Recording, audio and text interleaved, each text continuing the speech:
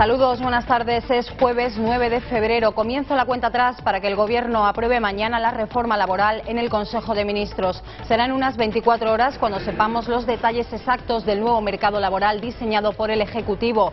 Hoy en la Comisión Delegada de Asuntos Económicos, presidida por Mariano Rajoy, se aprobarán los puntos del texto de la reforma. De ella, lo único que conocemos es que no incluirá los minijobs ni un contrato único. Seguramente introducirá un plan específico para luchar contra el desempleo juvenil y la participación de compañías de colocación de empleo privadas ante la falta de resultados de los servicios del INEM. Los sindicatos critican que el Ejecutivo no tenga previsto reunirse con los agentes sociales antes de su aprobación.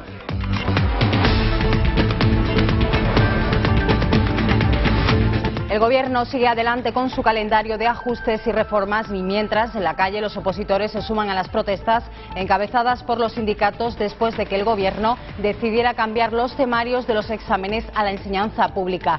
Comisiones Obreras calcula que 30.000 estudiantes se podrían ver afectados por este cambio en Andalucía, la única región junto al País Vasco que ya había aprobado una fecha para las oposiciones dentro de 4 meses. El Partido Popular responde que recupera los contenidos del año 93 porque era lo que estaba vigente antes de noviembre y desde hace muchos años y que no perjudicará a los aspirantes. Yo creo que convenía restablecer el interés general, que es el interés de los opositores, que han visto cambiados los temarios en pocos días, de manera ilógica, política, cuando llevan estudiando un mismo temario del año 93. Llevamos mucho tiempo preparando las oposiciones y por un capricho del nuevo ministro pues se cambian los temarios y vuelven a los temarios del año 93, que esto parece un pulso entre PP y PSOE y no se dan cuenta que entre medio hay personas que llevan mucho tiempo estudiando. Y otra manifestación, en este caso multitudinaria, respaldó ayer a la familia de los pequeños desaparecidos en Córdoba hace ya 4 meses. Alrededor de 3.000 personas se echaron ayer a las calles de Huelva en recuerdo de los menores Ruth y José. Una multitudinaria manifestación encabezada por la madre de los niños, Ruth Ortiz, que muy emocionada volvió a exigir su derecho a saber dónde están sus hijos. El padre de los pequeños, José Bretón, sigue encarcelado como principal sospechoso y mientras la policía realiza más búsquedas en el entorno de las quemadillas. Hay otros asuntos protagonistas este jueves, lo contamos en titulares.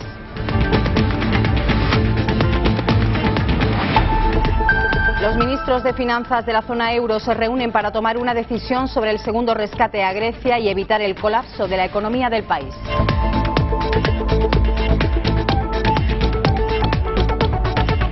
La Consejería de Salud ha abierto el concurso público para los principios activos más recetados. Farmaindustria afirma que este tipo de subastas implican una grave restricción a la competencia para las farmacéuticas. Y les mostraremos la imagen de una frutería de Chiclana de la Frontera que descubrió entre unas patatas una granada de mano de la Segunda Guerra Mundial.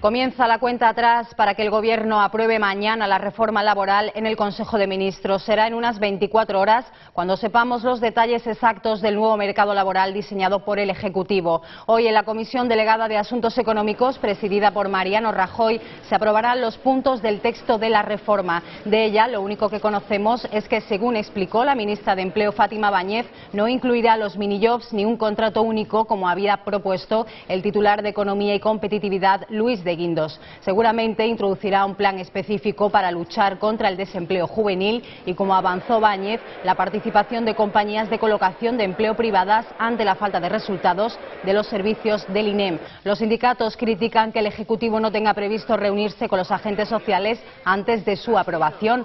La nueva reforma laboral se aprobará 2 días después de que Mariano Rajoy despejara las dudas sobre los efectos que esta tendrá sobre la cifra del desempleo. Según el presidente del Gobierno, de momento el paro incluso aumentará. La reforma dijo que será amplia y profunda a la vez que útil y equilibrada, dijo literalmente. El Gobierno sigue adelante con su calendario de ajustes y reformas y mientras en la calle los opositores se suman a las protestas encabezadas por los sindicatos después de que el Gobierno decidiera cambiar los temarios de los exámenes a la enseñanza pública. Comisiones Obreras calcula que 30.000 estudiantes se podrían ver afectados por este cambio en Andalucía, la única región junto al País Vasco que ya había aprobado una fecha para las oposiciones dentro de 4 meses.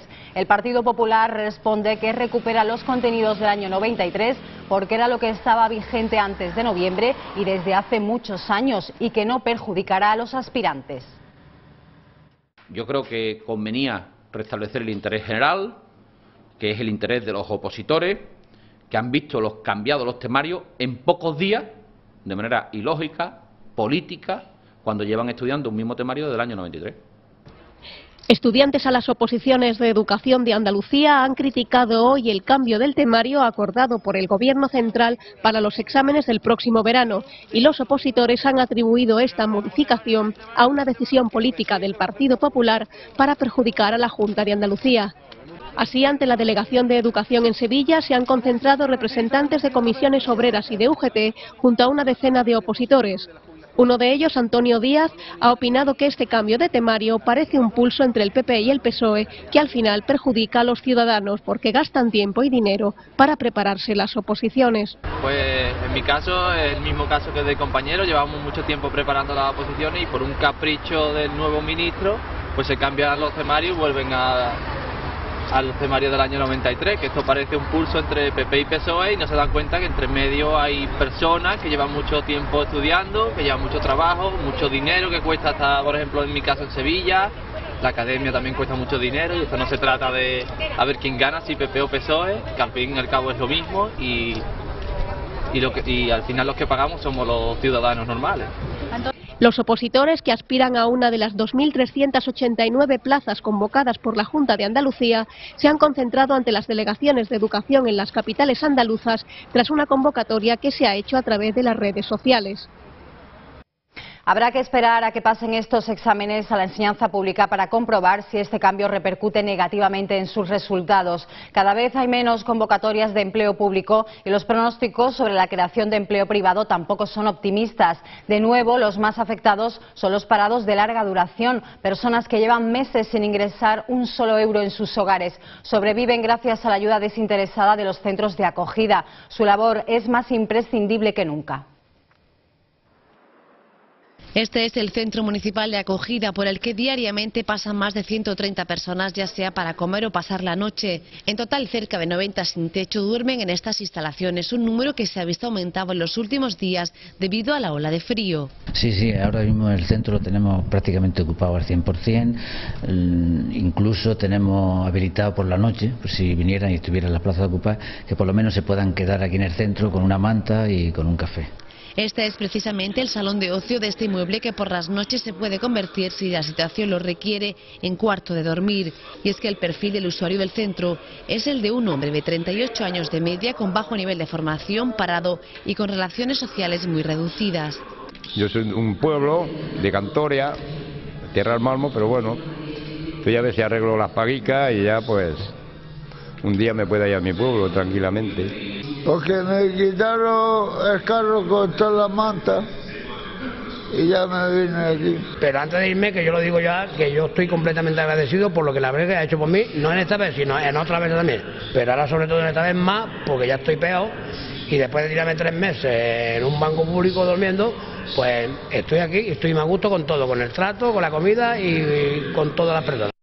En los últimos tiempos y debido a la crisis se ha registrado un aumento del número de personas de nacionalidad española, sobre todo de jóvenes parejas que se han quedado sin nada. Un colectivo que tiene papeles, que tiene pases de residencia, permiso de residencia, pero que con las circunstancias de la crisis se está quedando en paro. Entonces son extranjeros, sobre todo de origen magrebí, y que llevan aquí en España entre una media de 10-12 años. Y otro colectivo que está también aumentando son parejas españolas entre 35 y 40 años, fundamentalmente sin hijos, pero bueno, que son parejas. Ese colectivo también estamos notando que está aumentando mucho más porque se están quedando sin recursos, se quedan en el paro, las familias extensas no pueden ayudarle y se ven abocadas a salir a la calle. El centro dispone de lavandería propia de la que se encarga Sebas, una empleada a media jornada gracias a un programa de inserción del ayuntamiento. También cuenta con un espacio para los talleres, donde se ofrece a los usuarios una zona para poner en práctica sus habilidades.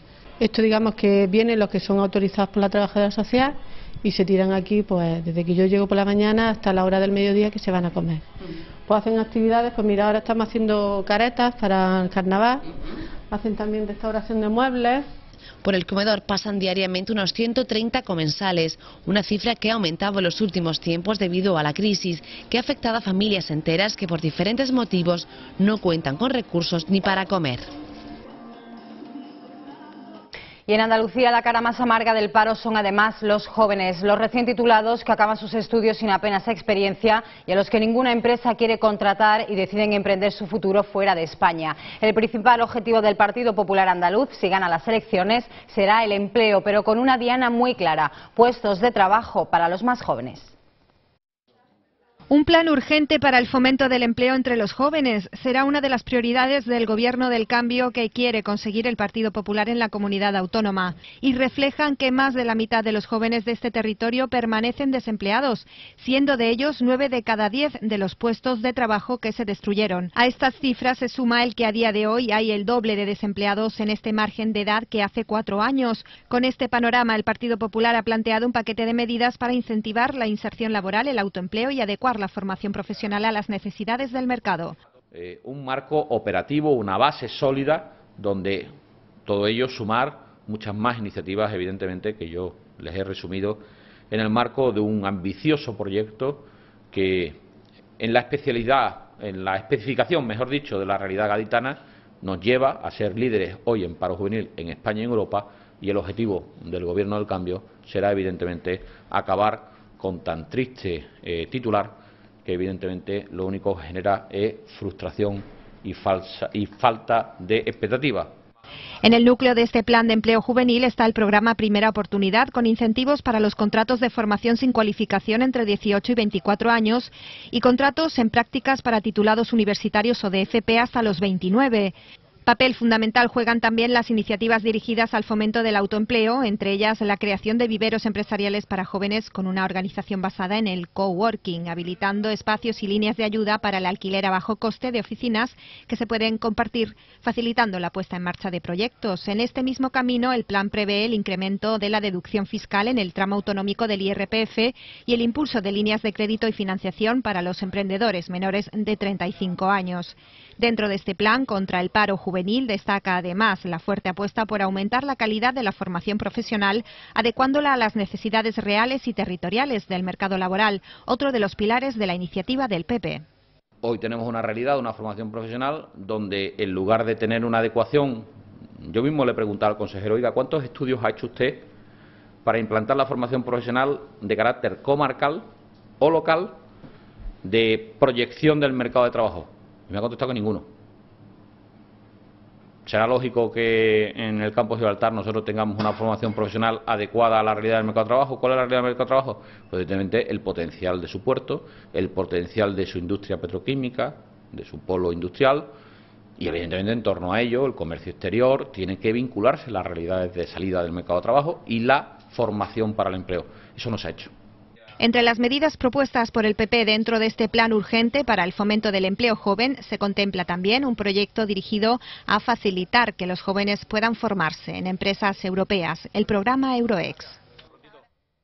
Y el nuevo líder de la oposición ha trasladado su proyecto político al frente del Partido Socialista al rey Juan Carlos. Alfredo Pérez Rubalcaba fue recibido ayer por el monarca en Zarzuela después de que resultara elegido secretario general del partido en el 38º Congreso Federal de Sevilla. Según han apuntado fuentes cercanas a Rubalcaba, ambos han repasado la situación general del país, sobre todo la difícil coyuntura económica actual. Rubalcaba ha reiterado al monarca su intención de poner en práctica una oposición útil, dispuesta a acordar con el gobierno políticas contra la crisis siempre que éstas vayan en beneficio de los ciudadanos y no se hagan a costa de recortes en el estado del bienestar o servicios sociales. En materia internacional también han hablado de la complicada situación económica que vive la Unión Europea y especialmente la griega.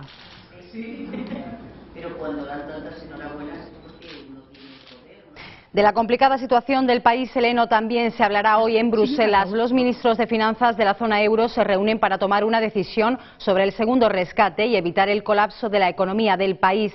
La reunión fue convocada ayer con la perspectiva de que los miembros del Ejecutivo de coalición que gobierna Grecia llegaran a un acuerdo para aceptar y aplicar las medidas de ajuste exigidas a cambio del segundo rescate. Sin embargo, sigue habiendo discrepancias en el gobierno griego que están obstaculizando la toma de un acuerdo sobre los recortes.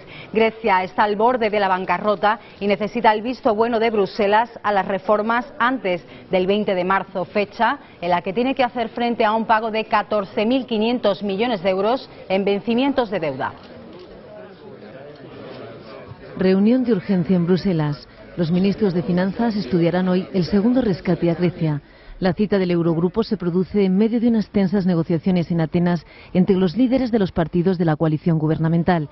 Grecia continúa sin cerrar los últimos detalles del acuerdo con la Troika para recibir un nuevo préstamo de 130.000 millones de euros que evite su bancarrota, a pesar de haber transcurrido toda una noche de negociaciones a varias bandas.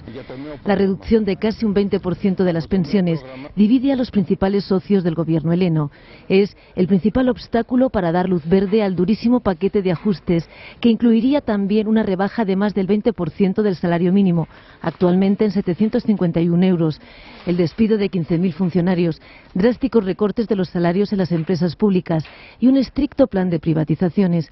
En total, un recorte del gasto público equivalente al 1,5% del PIB, unos 3.300 millones de euros.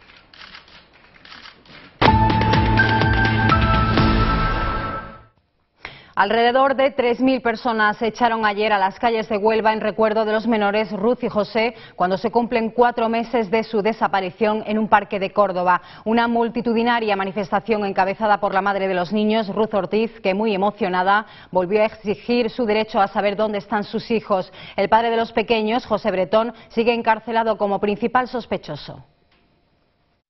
Alrededor de 3.000 personas, según la policía local, han participado hoy en Huelva capital en una manifestación para reclamar el regreso de los hermanos Ruth y José, cuando se cumplen 4 meses de su desaparición el pasado 8 de octubre en Córdoba. La manifestación ha estado encabezada por Ruth Ortiz, madre de los pequeños, que junto a familiares y amigos sostenía una pancarta en la que se leía "Queremos volver a casa", junto a la foto de los niños. La comitiva ha partido a las 6 de la tarde de la Avenida de Andalucía a la altura de la estatua de Paco Toronjo y ha recorrido en silencio la distancia que separa este lugar hasta la Plaza de las Monjas. Allí Ruth Ortiz ha leído un comunicado en el que ha suplicado a la sociedad que le ayude a encontrar a sus hijos. Hoy hace 4 meses que no sé nada de mis hijos. Tengo derecho a saber dónde están y ellos el derecho a no ser abandonados. 2 niños de 6 y 2 años no permanecen ocultos 4 meses sin la intervención de uno o varios adultos. A mis hijos no les puedo pedir que vuelvan a casa, a su padre ya se lo he pedido. Por eso hoy quiero llegar al corazón de todas las personas que sepan algo, que hayan visto algo, oído algo, por insignificante que le parezca, aunque sea anónimamente, que lo haga llegar a la policía o a cualquiera de nuestra familia. Tras sus palabras, la portavoz de la familia materna, Esther Chávez, ha leído un manifiesto en el que ha recordado los derechos fundamentales de los niños y cómo una persona hace 4 meses vulneró sus derechos al privarlos de su infancia y su libertad. Y el preso Miguel Montes Neiro podría ser puesto en libertad el próximo 14 de febrero. Esa es la fecha en la que su abogado y familia han calculado que podría ser puesto en libertad. El preso más antiguo de España podría poner fin a décadas entre rejas después de que la audiencia de Málaga haya decidido bonificarle 124 días de prisión preventiva de la última condena que le quedaba por cumplir. La familia de Montes Neiro no quiere cantar victoria de momento y prefiere ser prudente porque, aunque cabe la posibilidad de que la Fiscalía recurra a la resolución, ya se opuso a la misma bonificación días atrás, cuando se solicitó al Juzgado de Vigilancia Penitenciaria de Granada. Y el juicio al magistrado Baltasar Garzón quedó ayer visto para sentencia. El juez, suspendido de la Audiencia Nacional, volvió a defenderse y aseguró que su conciencia está tranquila. La acusación popular ejercida por el sindicato Manos Limpias mantuvo su petición de 20 años de inhabilitación y le recordó que no tuvo el mismo criterio cuando se le pidió enjuiciar los crímenes de Paracuellos. visto para sentencia. A 9 minutos de las 3 de la tarde, el presidente del tribunal marcaba el fin de la última sesión del juicio por investigar los crímenes del franquismo. Antes, la última palabra la ha tenido el propio Baltasar Garzón, acusado de un delito de prevaricación en el caso de la memoria histórica. El magistrado ha señalado que su conciencia está tranquila, defiende su investigación como apoyo a las víctimas. Para el juez, actuó así por creer que son crímenes contra la humanidad. Según el fiscal Luis Navajas, Garzón dictó resoluciones incorrectas y equivocadas, pero no delictivas. Para Navajas, un fallo condenatorio tendría un efecto devastador y atentaría contra la independencia judicial. Se trata del segundo proceso por el que el juez Baltasar Garzón se sienta en el banquillo del alto tribunal, para enfrentarse así a una posible expulsión de la carrera judicial. Durante estos días han acudido al tribunal familiares de las víctimas del franquismo, que han relatado las mayores atrocidades de la represión. Y en la página de Tribunales de Andalucía seguimos hablándoles de los seres y de los fondos de reptiles en plural. Les recordamos que la semana pasada salió a la luz un nuevo desvío de ayudas de la empresa pública Invercaria, que el Partido Popular ha denominado como segundo fondo de reptiles. El PP ha calculado cuántas ayudas concedió Invercaria. El coordinador de Política Económica, Rafael Carmona, ha asegurado que se dieron 50 millones de euros de forma irregular y sin ajustarse a la legalidad. Carmona considera que este dinero no se va a poder recuperar. Durante 6 años, Invercaria manejó un total de 65,3 millones de euros. De estos, solo 16 se concedieron cumpliendo con los trámites exigidos por la ley y el resto, casi 50 millones de euros, se repartieron sin control y de manera discrecional. Es el cálculo que ha hecho el Partido Popular, una cantidad que, apuntan, no se va a recuperar nunca. A las empresas a las que se los dieron no les sirvió para nada. Y se tienen como pérdida y, por tanto, que nunca se van a recuperar por parte de Invercaria. Según Carmona, la agencia IDEA se ha servido de Invercaria de la misma forma que la Consejería de Empleo se sirvió del IDEA para utilizar el fondo de reptiles. En rueda de prensa, Rafael Carmona ha respondido a la consejera de Presidencia, Mar Moreno, por defender y sentirse orgullosa de la gestión de Invercaria. Tendrá que pedir perdón por lo que dijo ayer y empezar a decir que para qué se pidieron estos fondos. En lugar de sentirse orgullosa, quizás lo que debería haber hecho es leerse el informe de la Cámara de Cuentas a fondo, investigar, en lugar de ocultar y negar. Dice que de este escándalo se va a hablar mucho en el futuro y a fondo, que para la Junta de Andalucía todo es legal hasta el momento en el que deja de serlo.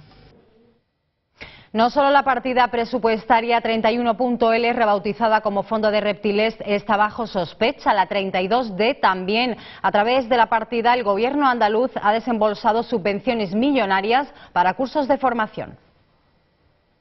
Una de las empresas que ha recibido subvenciones de ambas partidas es Antonio Gálvez Peluqueros. En el registro mercantil aparecen como propietarios desde la Constitución en 1998.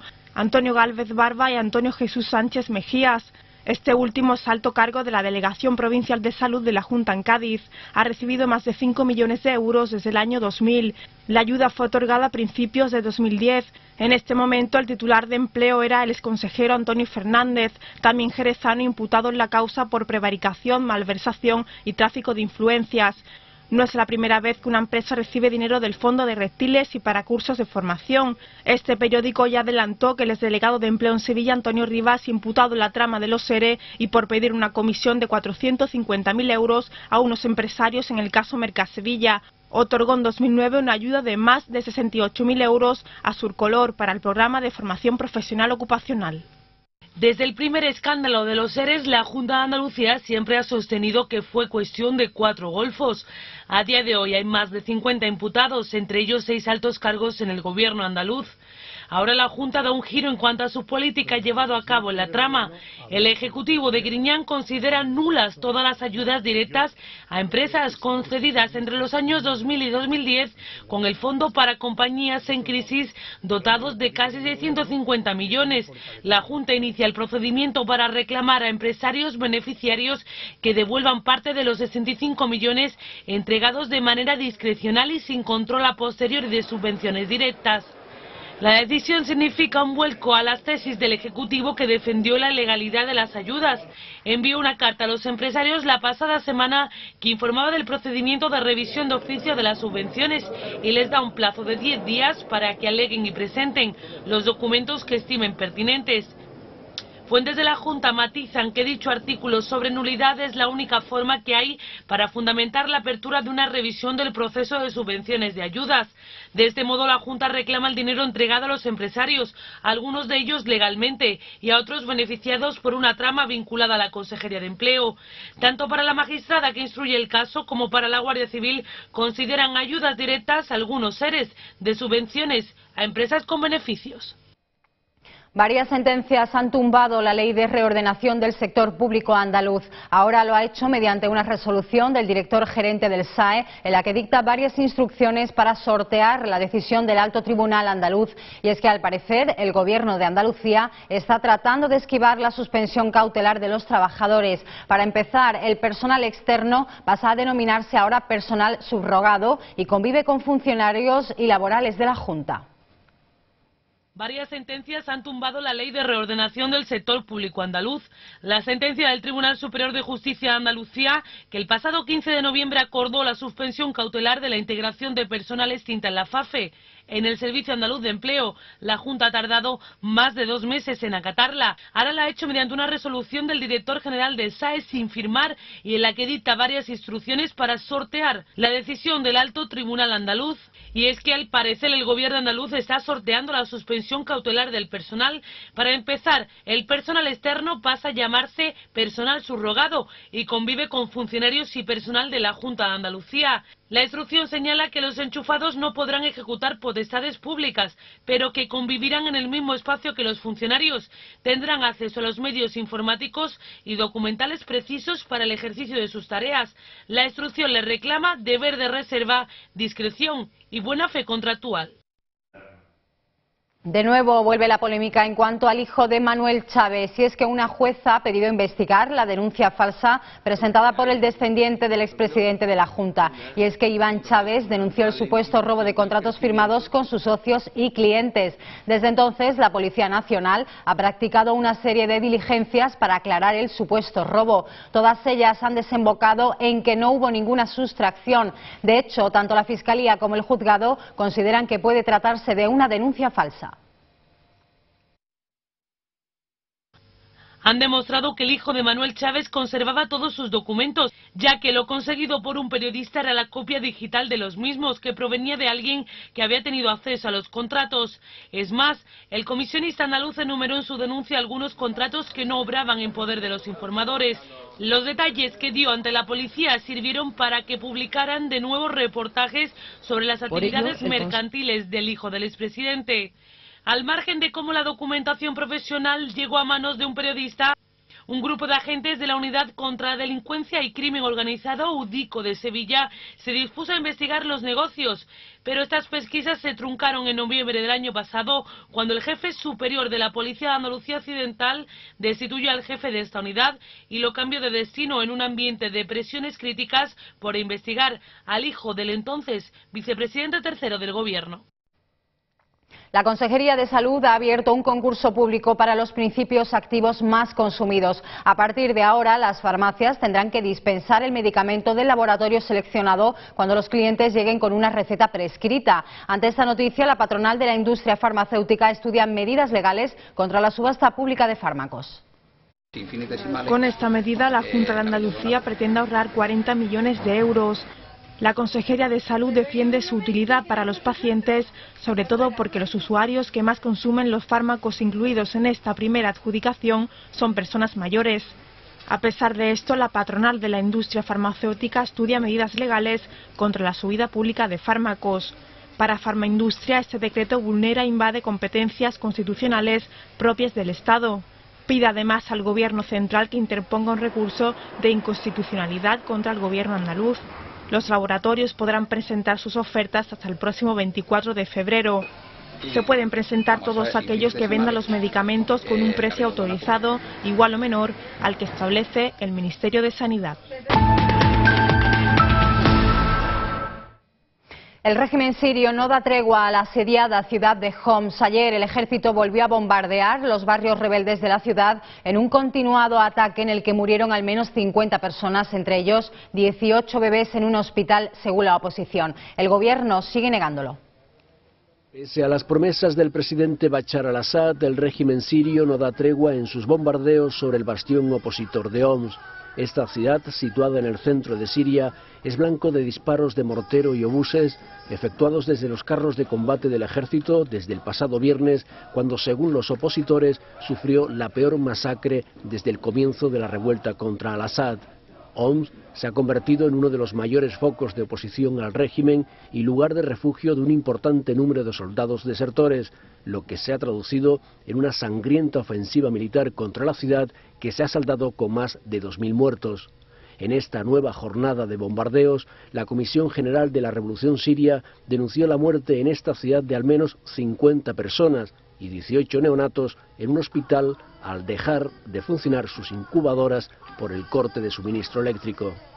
Y aquí en España, 39 provincias, entre ellas las 8 andaluzas, se encuentran hoy en alerta amarilla por temperaturas mínimas de hasta menos 9 grados centígrados en puntos del interior de la península, según informa la Agencia Estatal de Meteorología. La Dirección General de Protección Civil y Emergencias del Ministerio del Interior ha activado los avisos por nieve y bajas temperaturas en prácticamente toda la península, por lo que recomienda prestar especial atención a las placas de hielo en carreteras.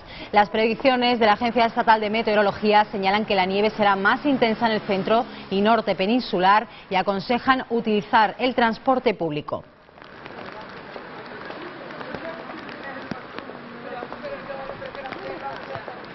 Les contamos a continuación la previsión meteorológica para las próximas horas.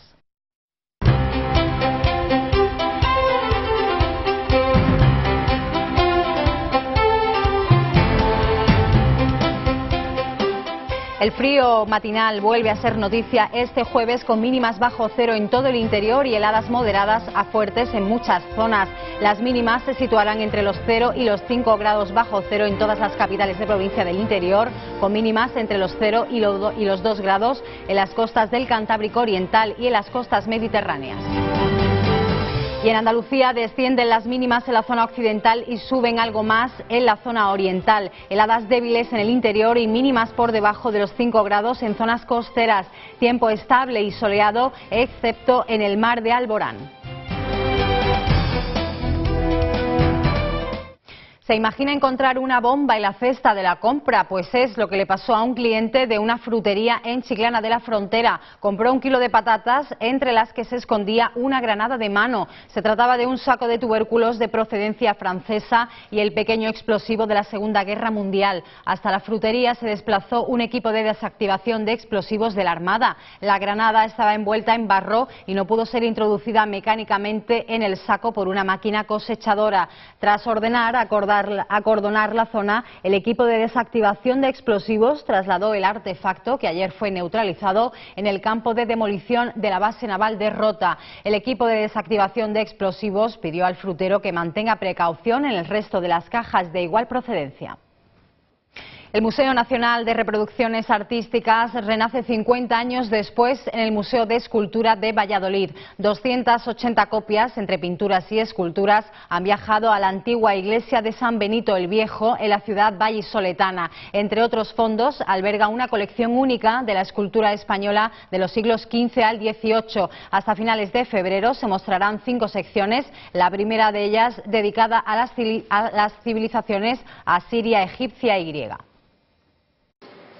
No son las obras originales y, sin embargo, el valor cultural de estas copias es también incalculable por su papel en la difusión del arte. Hasta 280 reproducciones entre pinturas y esculturas, que abarcan desde las primeras civilizaciones hasta la antigüedad clásica, están a punto de ser desembaladas en la antigua iglesia de San Benito el Viejo, una de las 3 sedes del Museo de Escultura de Valladolid. La mayoría de estas piezas se realizaron en el siglo XIX y en los mismos museos que exhibían la obra original, entre ellos el British Museum o el Louvre, como explica María Bolaños, directora de la Pinacoteca Vallisoletana.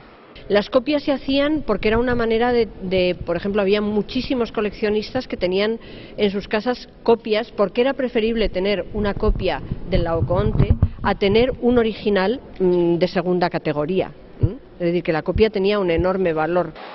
Las obras que se expondrán en Valladolid son una selección de las más de 3.000 piezas que formaban parte de los fondos del Museo Nacional de Reproducciones Artísticas, que cerró sus puertas en Madrid en 1961.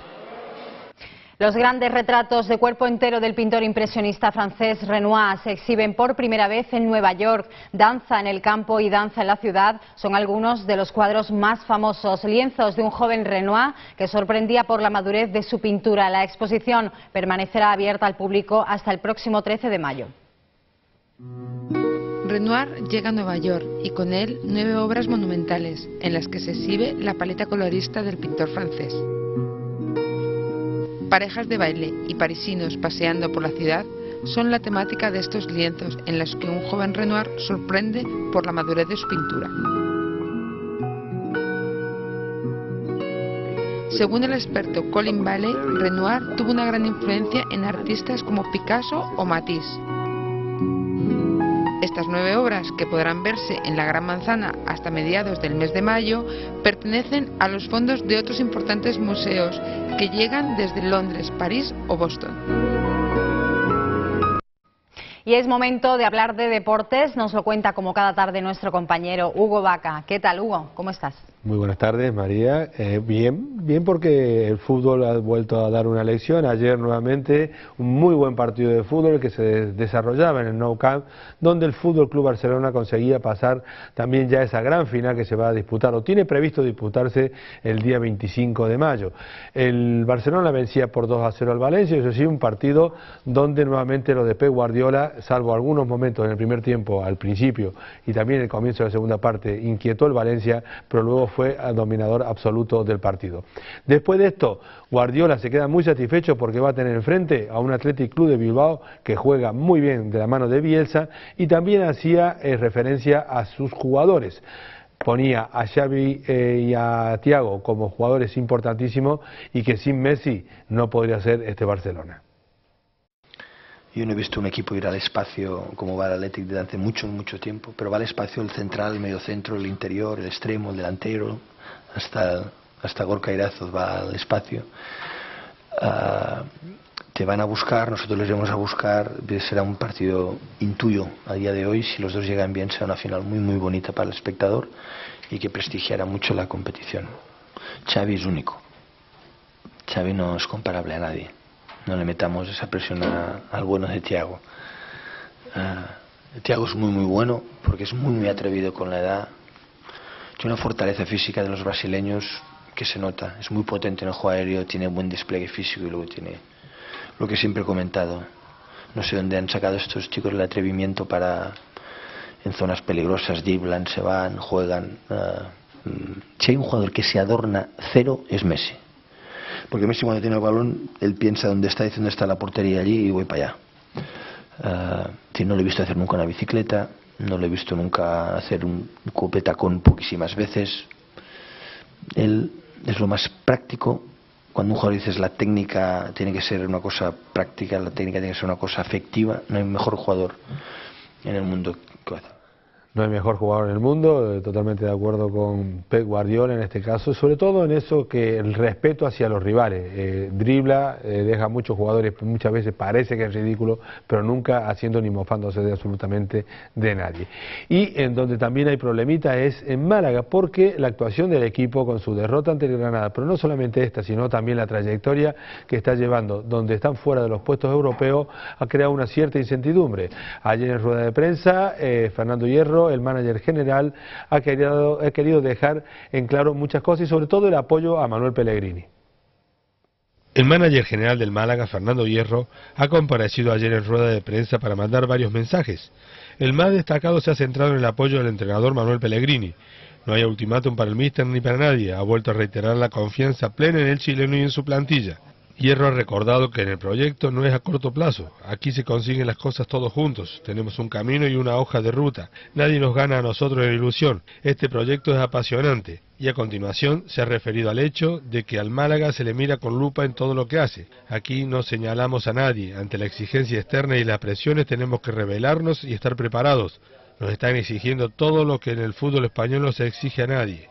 El dirigente malaguista también ha declarado que en los últimos días ha hablado 6 o 7 veces con el propietario, el jeque Abdulat Al-Thani, y ha sido contundente respecto a la denuncia de Osasuna y a otros pagos no satisfechos. Es un altísimo porcentaje la situación económica del club es cómoda y satisfactoria. Por último, ha vuelto a elogiar a los aficionados. Si hay algo que ha sido ejemplar, ha sido el comportamiento de nuestra gente y espera que la Rosaleda sea hasta el fin de la liga un fortín. Diferente la situación que se está viviendo ahora con los aficionados y todo el mundo en general en Granada. Con la llegada de Abel Resino y con esas 2 victorias consecutivas ha cambiado la dinámica del equipo granadino y ahora eso sí, cuando las cosas van bien, mejor dejarlas como están. Cuando la cosa funciona no hay motivo para cambiar, eso debe pensar el técnico Abel Resino, quien en el entrenamiento desarrollado en la ciudad deportiva de Armilla ha vuelto a ejecutar ejercicios de posesión de balón al medio campo. Como es habitual en el toledano, los conjuntos conformados han mezclado titulares y suplentes. En un primer momento, Abel ha juntado a todos sus efectivos disponibles en 2 grupos que han competido a mitad de campo, aunque más tarde la división ha sido en 4 pequeños equipos, sin ningún síntoma ni siquiera de estar trabajando por líneas. Como novedad a anteriores oportunidades, sí que han entrado en liza los arqueros José Juan y Julio César, junto con el resto de sus compañeros. Roberto también ha estado, pero trabajando por separado. Con posterioridad la sesión ha concluido con lanzamientos a meta y con el tratamiento personalizado a Moisés Hurtado por molestias en la rodilla derecha. El Granada se entrenará en la presente temporada en 4 campos de primera división. La entidad rojiblanca, que en el verano no había jugado en la máxima categoría en los campos del Rayo Vallecano, Levante, Villarreal, Getafe, ya pisó el Coliseo Alfonso Pérez y el próximo domingo conocerá el Madrigal. En este duelo, los rojiblancos tendrán la oportunidad, además, de eliminar al Estadio Amarillo como uno de los campos en los que aún no ha vencido. Y también donde las cosas no siguen sin funcionarse, podemos decir que es en el Unicaja de Málaga, que esta temporada o en este año 2012 no ha sido capaz todavía de dar una alegría importante a su afición. Ayer volvía a caer nuevamente en Siena, en la localidad italiana, ante el Montespacci, y pierde definitivamente todas las posibilidades de seguir en esta ronda y sobre todo de clasificarse para el top 8. El Unicaja sumó en el top 16 de la liga su 4ª derrota al caer ante el Montespacci Siena por 84-69, pero mejoró en su actitud y compitió ante un equipo superior con mejores jugadores y que tiene muchas posibilidades de ser el primero del grupo F. El equipo malagueño se presentó en Siena en un estado poco óptimo, con una racha de 6 derrotas y sin prácticamente opciones de clasificarse para la siguiente fase. Aún así, y con los jugadores bajos de moral, le plantó batalla a su rival en los 2 primeros cuartos, con un juego sin excesivo alarde, pero seguro y con firmeza en las 2 zonas. El Montespacci Siena tuvo al escolta serbio Igor Rakosevic como su mejor jugador, aunque el pívot del Unicaja Jorge Garbajosa, junto con el escolta estadounidense Gerald Fitch, contrarrestaron el poderío italiano dejando una esperanza para la segunda parte en un 52-46. El Unicaja echaba en falta los puntos de su mejor jugador, el pívot inglés Joe Freeland, apagado y bien defendido. A pesar de esta ausencia, los malagueños aprovecharon un momento de debilidad de los italianos y rebajaron sustancialmente la ventaja a 65-60. A pesar de los impulsos del Unicaja, el Montespacci Siena, cuando apretaba en su zona, era superior a los cajistas. El encuentro estaba decantado para los italianos, que sumaron su 4ª victoria. Y ya nada más que queda ahora centrarse, podemos decir, en la Liga Endesa y en la Copa del Rey, las 2 únicas motivaciones que tiene. ¿Qué tienen ahora? Bueno, Hugo, a ver si hay suerte más adelante. Vamos a ver. Gracias. Vamos a continuar hablándoles de la Galería Puchol de Valencia, que tiene el placer de acoger la exposición individual del artista onubense Pedro Rodríguez. Hace 5 años que el artista no exponía en Valencia y hay mucha expectación por volver a ver la obra de este pintor, que logra envolver al espectador en una atmósfera nostálgica y atemporal. Los cuadros del pintor Pedro Rodríguez viajan mañana hasta Valencia. Hace 5 años que el artista no exponía en esta ciudad. La colección que presentará el artista onubense se denomina Espacio Urbano.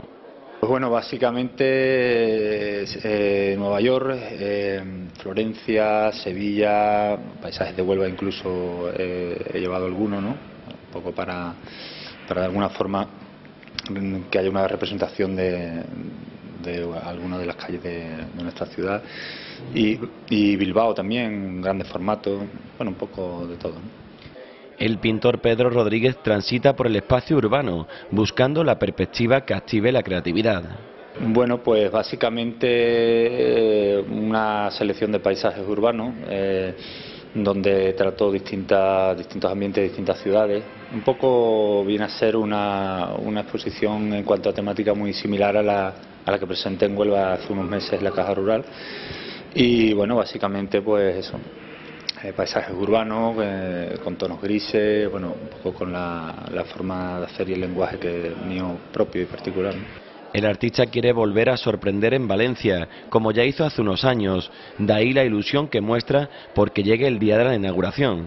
La verdad es que bastante entusiasmado, ilusionado con la próxima exposición que tengo con la Galería Puchol de Valencia. Como tú dices, no es la primera vez que expongo con ellos, esta sería la tercera ocasión en la que expongo individualmente con ellos. Y bueno, pues como te digo, afrontándola con bastante ilusión y bueno, para mí como siempre una exposición supone un reto y bueno, esperando a ver la aceptación de la muestra que llevo a Valencia. Licenciado en Bellas Artes por la Universidad de Sevilla, Pedro Rodríguez inicia su trayectoria expositiva individual a mediados de los 90. Su trabajo ha podido contemplarse en numerosas galerías de España y de Europa.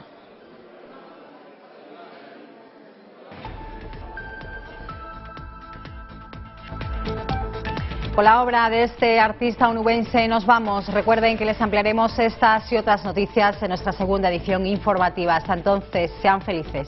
Buenas tardes. Adiós.